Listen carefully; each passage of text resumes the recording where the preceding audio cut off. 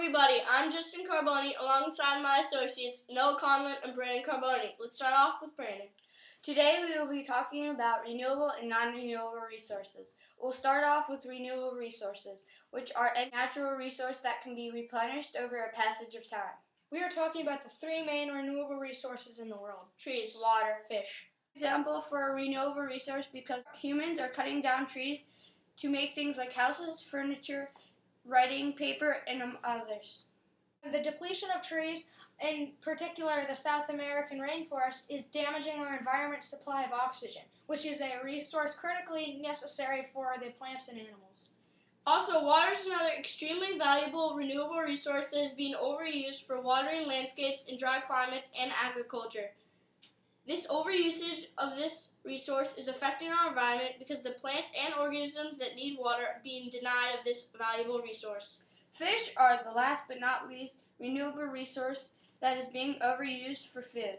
Overfishing is bad for the environment because fish are an important balance for the fragile ocean ecosystem. Now let's move on to the non-renewable resources. Coal, petroleum, natural gas. A non-renewable resource is a valued resource that cannot be reproduced within a lifetime, which is about 75 years.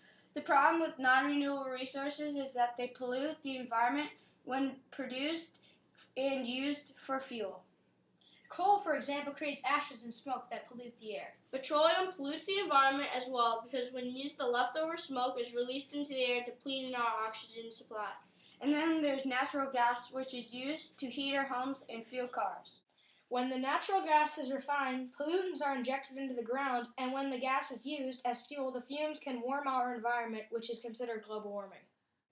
If proper reforesting techniques are used, renewable resources like trees can be utilized to build homes, furniture, and more important things like longboards.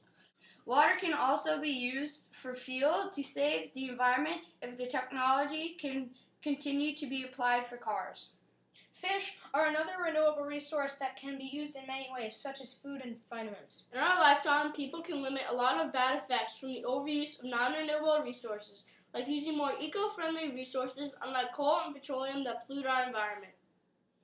Also, a damaging effect of pollution created by the use of resources could be limited by having less factories or factories that use clean energy sources.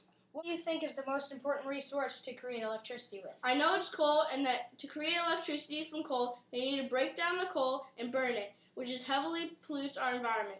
An example of utilizing clean energy would be my dad's office building, located at 6110 Executive Boulevard in North Bethesda. His company buys energy generated 100% by wind currents. This really is a smart way to power a building without creating any pollution. Thanks for tuning in to the 3 Minute Show.